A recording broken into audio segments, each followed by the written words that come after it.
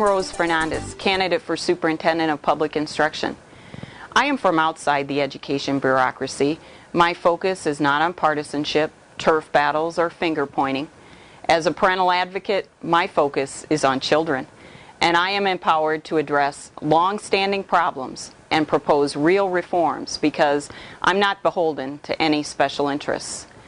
My background as a senior administrator of a world-renowned academic medical center and my background as a pediatric trauma nurse come in handy in assessing problems and suggesting solutions when the stakes are high.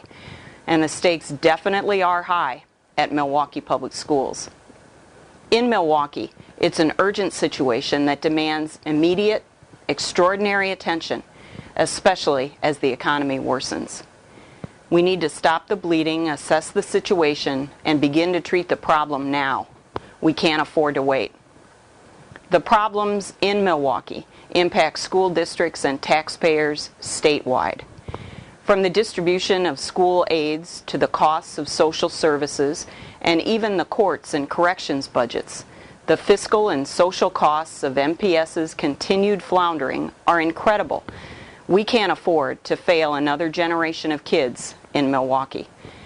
That is why I am proposing that a turnaround team of community experts be empowered to address the massive challenges facing the Milwaukee Public Schools. In 3 years, once these major problems had been addressed, the power to run Milwaukee's public schools would be returned to a newly constituted elected school board or boards. How bad are things at MPS?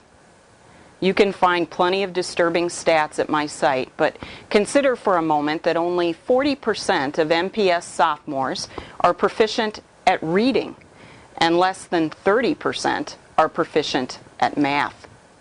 And the graduation rate at MPS is abysmal. Obviously, what MPS has been doing is not working. So why has DPI ignored the problems of MPS? Why can't the superintendent and her deputies take a leadership role?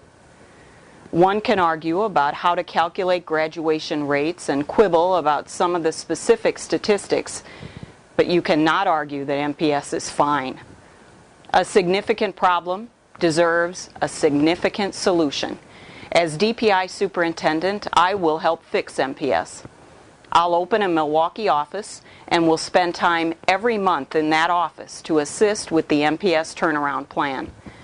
A new turnaround team would replace the current dysfunctional MPS board and be appointed to a 3-year term to stop MPS's decline and suggest alternative strategies for the district, which may include breaking it up into smaller, locally controlled school systems. The turnaround team will be empowered to make dramatic changes at MPS.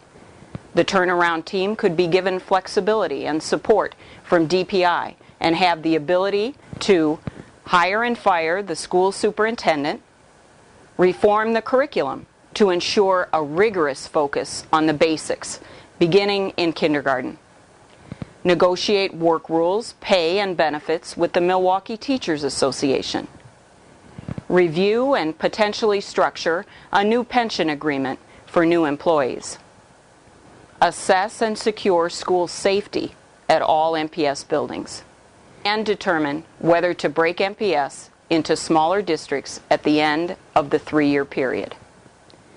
The turnaround team will be empowered to make decisions that are in the best interest of MPS students, families, and taxpayers. It's time to put politics and special interests aside before we lose another generation of MPS students.